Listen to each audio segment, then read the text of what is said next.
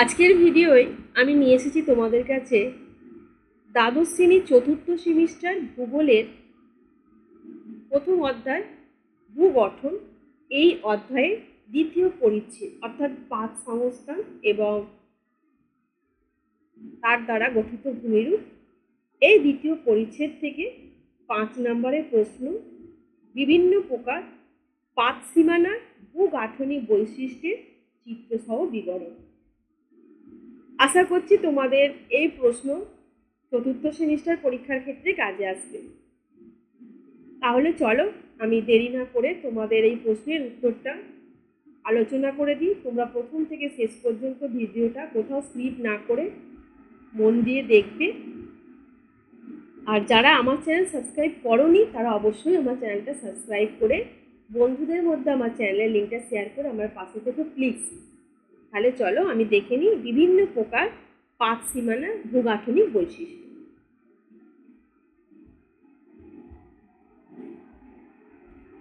বিভিন্ন প্রকার পাত সীমানার ভূগাঠনিক বৈশিষ্ট্য।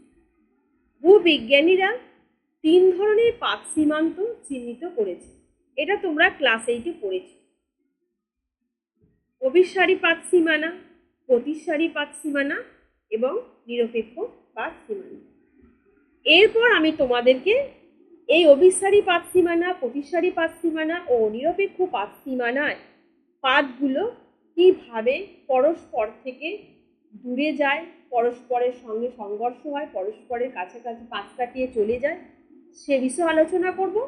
আর এই যে পাতগুলো পরস্পর থেকে দূরে সরে যায়, পরস্পরের পাশ কাটিয়ে যায়, পরস্পরের সঙ্গে সংঘর্ষ হয়, এর ফলে ভূমির যে পরিবর্তন ঘটে সেটাও আমি তোমাদেরকে আলোচনা করে দেব। প্রথমেই দেখো তোমাদের আছে অভিসারী পাত সীমানা। এই অভিসারী পাত সীমানা ধারণা। তাই ধারণাটা কি?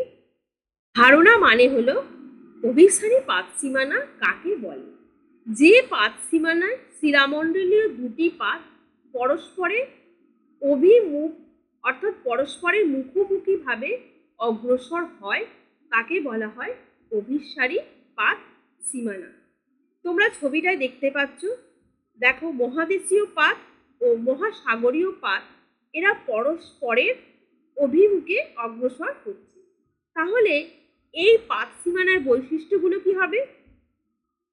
প্রথমত দেখো দুটি পাতের মধ্যে এখানে সংঘর্ষ সীমানা গড়ে ওঠে, অর্থাৎ যেহেতু দুটি পাত পরস্পরের অভিমুখে আসে এদের মধ্যে একটা সংঘর্ষ সীমানা থাকবে। দ্বিতীয়ত দেখো এখানে অপেক্ষাকৃত ভারী পাত হালকা পাতের মধ্যে নিমজ্জিত, অর্থাৎ এখানে ভারী পাত কোনটা? তোমরা অবশ্যই জানো ভারী পাত হচ্ছে কি মহাসাগরীয় পাত। তাহলে মহাসাগরীয় পাতটা কোথায় যাচ্ছে? না মহাদেশীয় পাতের নিচে। এরপর আসছি আমাদের নামকরণে। নামকরণ দেখো অনুবিষ্ট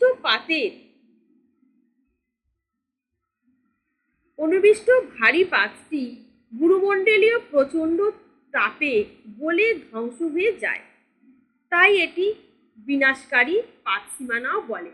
তাহলে তোমরা কি জানতে পারলে? অভিসারী পাত সীমানাকে বিনাশকারী পাত সীমানাও বলা হয়। তার কারণ কি? না যেহেতু এখানে দুটো পাতে সংঘর্ষ হয় এবং গুরুমণ্ডলে প্রচণ্ড তাপে গলে ধ্বংস হয়ে যায়, তাই এটিকে বিনাশকারী পাত সীমানা বলা হয়। এর উদাহরণ কি?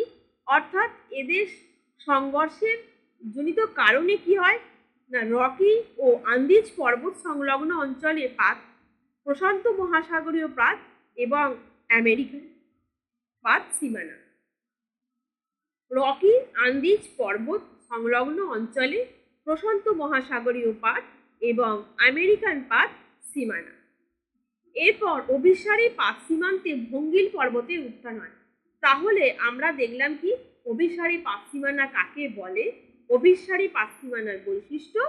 এবার আসছি আমি অভিসারী পাত সীমানা অঞ্চলে কি কি গড়ে ওঠে। এখানে ভঙ্গিল পর্বত হয়। দেখো অভিসারী পাত সীমান্ত প্রধানত 3 প্রকারের হয়। প্রথমত যেটা হচ্ছে সেটা হচ্ছে মহাদেশীয় পাত সীমানা। এটা কি? না যখন দুটি মহাদেশীয় পাত পরস্পরের দিকে অগ্রসর হয় তাকে বলা হয় মহাদেশীয় পাত সীমানা। সাগর মহাসাগরের কোনো অগভীর সংকীর্ণ অংশে যেখানে দীর্ঘদিন ধরে পলি, নুড়ি, বালি সঞ্চিত হয়ে ক্রমশ ভরাট হতে থাকে, সেই অংশটিকে মহীখাত বলে। মহীখাতের দুপাশে মহাদেশীয় পাত দুটি যতই পরস্পরের কাছে আসে ততই পার্শ্বচাপ ওই অগভীর সমুদ্র তথা মহীখাত সংকীর্ণ হয়। কালক্রমে মহীখাত সঞ্চিত পলিরাশি দুপাশে প্রচণ্ড চাপের ফলে বড় বড় ভাঁজের আকারে উপরে ভঙ্গিল পর্বত গঠন করে। উদাহরণ কি? ভারতীয় পাত ও ইউরেশীয় পাত পরস্পরের কাছে আসার ফলে উভয় সীমান্তে অবস্থিত টেথিস মহীখাতে সঞ্চিত পলিরাশি তথা পাললিক শিলায় ভাঁজ পড়ে হিমালয় পর্বতের উত্থান ঘটেছে। এরপর দ্বিতীয় পয়েন্টে মহাদেশীয় মহাসাগরীয় পাত সীমান্ত। যখন একটি মহাদেশীয় এবং একটি মহাসাগরীয় পাত পরস্পরের দিকে অগ্রসর হয় তাকে মহাদেশীয় মহাসাগরীয় পাত বলে। যখন একটি মহাদেশীয় পাত এবং একটি মহাসাগরীয় পাত পরস্পরের দিকে অগ্রসর হয় তখন অপেক্ষাকৃত ভারী শিলাগঠিত মহাসাগরীয় পাতটি হালকা মহাদেশীয় পাতের তলায় নিমজ্জিত হয় এবং তারপর ওই নিম্নগামী মহাসাগরীয় পাতটি যতই এগোতে থাকে ততই তার সামনে আসে। সামনের অংশে একটি ধনুকের, তোমরা চিত্রটা দেখতে পাচ্ছ, চিত্রটা ঠিক দেখো এরকম হবে। তোমরা কিন্তু প্রশ্ন উত্তর করার সময় অবশ্যই চিত্রটা এঁকে নেবে।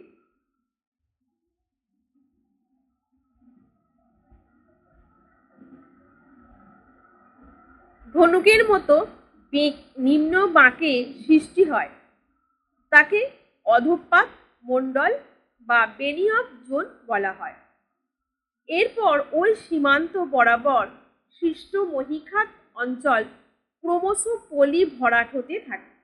পরবর্তী পর্যায়ে পাত দুটি যখন পরস্পরের দিকে আরও অগ্রসর হয় তখন দুপাশের চাপ এতটাই বেড়ে যায় যে তার ফলে মহীখাতে সঞ্চিত পলিরাশি তথা পাললিক শিলাস্তর কুঁচকে গিয়ে বা ভাঁজপ্রাপ্ত হয়ে উপরে উঠে যায় এবং ভঙ্গিল পর্বতের সৃষ্টি হয়। এর উদাহরণ হলো আমেরিকা পাত ও প্রশান্ত মহাসাগরীয় পাতে অভিসারী সীমান্তে সৃষ্ট মহীখাতে পাললিক শিলাস্তরে ভাঁজ করে রকি পর্বতের সৃষ্টি হয়েছে। চিত্রটা তোমরা আরও একবার সুন্দরভাবে দেখে নাও। চিত্রটা কিন্তু তোমরা অবশ্যই আঁকবে, দরকার পড়লে তোমরা চিত্রটা স্ক্রিনশটও নিয়ে নিতে পারো। এরপর দেখো মহাসাগরীয় পাতের সীমান্ত। দুটি মহাসাগরীয় পাত পরস্পরের দিকে অগ্রসর হলে তাকে মহাসাগরীয় পাত বলে। দুটি মহাসাগরীয় পাতের পরস্পরের অভিমুখ সংঘর্ষের ফলে তুলনামূলক ভারী পাতটি স্বাভাবিক নিয়মেই হালকা পাতের নিচে প্রবেশ করে। ফলস্বরূপ অভ্যন্তরীণ তাপে পাতের গলন হয় ও গলিত পদার্থ ফাটল পর্বে বেরিয়ে এসে আগ্নেয় দ্বীপ গঠন করে। বৃত্তচাপীয় দ্বীপমালা এইভাবে গড়ে ওঠে। উদাহরণ হাওয়াই দ্বীপপুঞ্জ। এক্ষেত্রে উত্থিত লাভা যে প্রবল পার্শ্বচাপের সৃষ্টি করে তার ফলে নিম্নগামী ভারী সামুদ্রিক পাতটি বাঁকের সৃষ্টি হয় যাকে পশ্চাৎ বৃত্তচাপীয় বেসিন বলে। অভিমুখীয় দুটি পাতই সামুদ্রিক পাত হওয়ায় সংঘর্ষের পরিমাণ এক্ষেত্রে অনেক তীব্র হয়, ফলে ভূমিরূপের তীব্রতাও অনেক বেশি হয়। এরপর আমি তোমাদের এই মহাসাগরীয় পাতের চিত্রটা দেখালাম, এটাও তোমরা স্ক্রিনশট দিয়ে আঁকবে। এরপর দেখো প্রতিসারী পাত সীমানা। প্রতিসারী পাত সীমানা কাকে বলে? না দুটি শিলামণ্ডলীয় পাত যেখানে পরস্পরের বিপরীত দিকে অগ্রসর হয় তাকে বলা হয় প্রতিসারী পাত সীমানা। এর বৈশিষ্ট্য কি? না এর বৈশিষ্ট্য হলো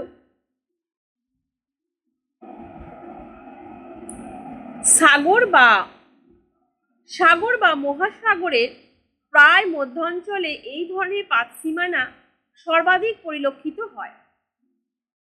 দ্বিতীয়ত হচ্ছে দীর্ঘ ফাটল বা চ্যুতি রেখার দুপাশে প্রতিসারী পাতগুলো সঞ্চালিত হয়। তৃতীয়ত হচ্ছে এখানে ভূত্বকের বিস্তার ঘটতে দেখা যায়। নামকরণ হচ্ছে এখানে বিচ্ছিন্ন দুটি পাতের মধ্যবর্তী ফাঁকা স্থান থেকে ভূগর্ভস্থ ম্যাগমা উঠে এসে নতুন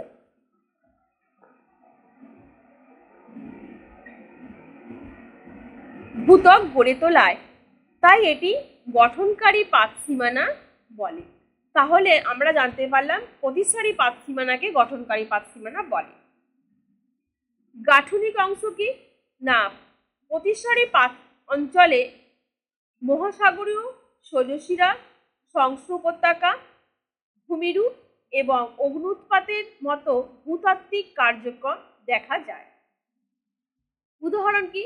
মধ্য আটলান্টিক শৈলশিরা বরাবর আফ্রিকা ও দক্ষিণ আমেরিকান পাত দুটি অপসারী পাত সীমানায় অন্তর্ভুক্ত। এইবার তোমাদের চিত্রটা দেখালাম, তোমরা এই চিত্রটা স্ক্রিনশট দিয়ে প্র্যাকটিস করে নেবে। তোমাদের এই বড় প্রশ্নগুলো যখনই লিখবে তখনই কিন্তু চিত্র সঙ্গে অবশ্যই তোমরা অঙ্কন করবে। এরপর দেখো নিরপেক্ষ পাত সীমানা। প্রথমে আমাদের জানতে হবে কি? না নিরপেক্ষ পাত সীমানা কাকে বলে? নিরপেক্ষ পাত সীমানা হলো শিলামণ্ডলীয় পাতগুলি যেখানে কোনোভাবে সংঘর্ষে লিপ্ত হয় না, অর্থাৎ পাশাপাশি যখন থাকে কিন্তু বিপরীত দিকে অগ্রসর হয়, তাকে বলা হয় নিরপেক্ষ পাত সীমানা। এই নিরপেক্ষ পাত সীমানার বৈশিষ্ট্যগুলো কি? প্রথমত দেখো এই অঞ্চলে দুটি পাত সর্বদা নিজেদের মধ্যে পাশাপাশি স্থান পরিবর্তন করে, বিপরীত দিকে চলতে থাকে। দ্বিতীয়ত হচ্ছে এই ধরনের পাত সীমান্তের মাধ্যমে বৃহৎ আকারে চ্যুতিরেখা দেখা যায়। তৃতীয়ত হচ্ছে এখানে ভূতত্ত্ব আপাতভাবে স্থিতিশীল প্রকৃতির হয়। এর